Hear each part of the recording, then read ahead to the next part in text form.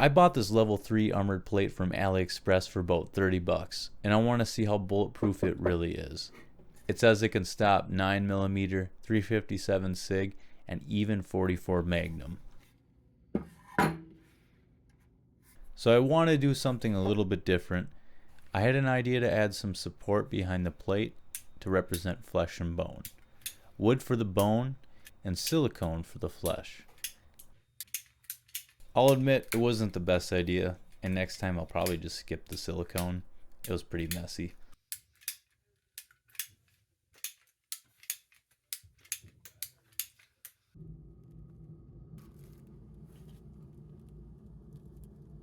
So I let it cure for a couple days, and now it's time to go test it out. So we're going to start small and work our way up. So first up we have a Kel-Tec P17 chambered at .22 long rifle. And the ammunition we'll be using is a Winchester silver tip 37 grain segmenting hollow point going about 1027 feet per second. Firing in 3, 2, 1. So as expected, the body armor had no problem stopping the .22 long rifle, and there's absolutely no back face deformation. So stepping up a little bit, we got the CZ-P09 chambered in 9mm. We got a 124 grain full metal jacket, and it's going around 1262 feet per second.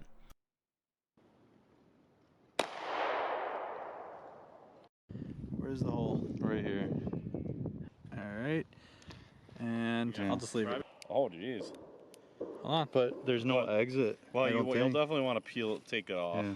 It stopped it, but there's a bulge there. And then we got some silicone. That's a bigger bulge than I can. It's like really hard to get video on this. God, damn. That would hurt, but it stopped it. Yeah. Yeah, you'd definitely be feeling that. But let's move on to something like even more powerful.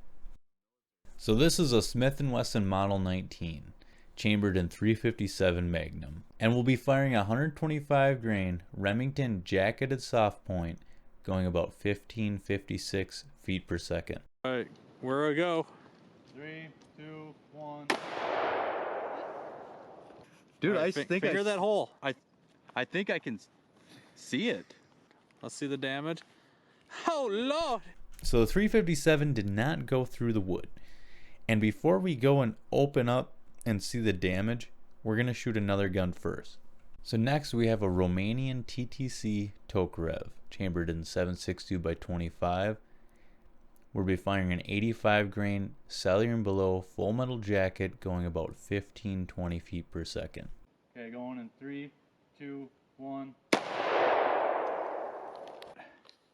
So 22 9mm 357 Tokarev. Okay. Back. There's more damage done to the back of the wood, but no penetration yet. Yeah. You know that, dude. Oh. It stopped it? Oh my god. So the body armor did stop the 357 and the 7.62 by 25 Tokarev rounds, but with considerable back face deformation. If you got hit by a 357 and you were wearing this, you'd be having a terrible day. So now we have a Glock 20. It's chambered in 10mm auto, and we have a 180 grain XTP going about 1288 feet per second. Rolling. Is it in battery? Yep. Okay. Stop resisting. Oh, that didn't look good. Here. For some reason Where'd you hit? Right here? Yeah. Okay. Flip her over. Ugh, I don't see an exit hole, but dude. So the problem was my aim was a little off, and I hit right by where the 357 already hit. So Oh, that's good. it looks worse than probably it would have been, but it's still a lot of damage. I was thinking about shooting it again one more time with the 10 mil, but I wanted to move up to the 50 AE Desert Eagle. Now this is a 300 grain Hornady XTP going about 1475 feet per second. I'm recording. Oh my god. Strike face. Yeah, I think it looks like, well. All right, Timmy, let's Bring it up first. for the back shot. Let's fucking flip her over, bad boy. I think it's, Jesus Christ. I don't think you're surviving that. Yeah, you got broken sternum, broken ribs, broken chest. Even it looked like it penetrated. Good eyes. Oh my God. So amazingly enough, it did stop the 50 AE. But you're not walking away from that. That body armor is probably going to be inside your body. So we have one very last caliber we want to test, and it's another 50 cal. The 50 Beowulf. So this one is another 300 grain XTP, but this one's going about 1991 feet per second. Okay. 3, 2, 1. It's mutilated. Energy that gets There's transferred. Yeah. It's fucking mutilated, dude. Nothing. Exactly. What happened? What? Oh. Where did it actually hit? It's so fucked up that Dude, turn it around a second. What the f? Yeah. Look at the. it's hard. It's ripped out. Yeah. Let's just. But it catch it.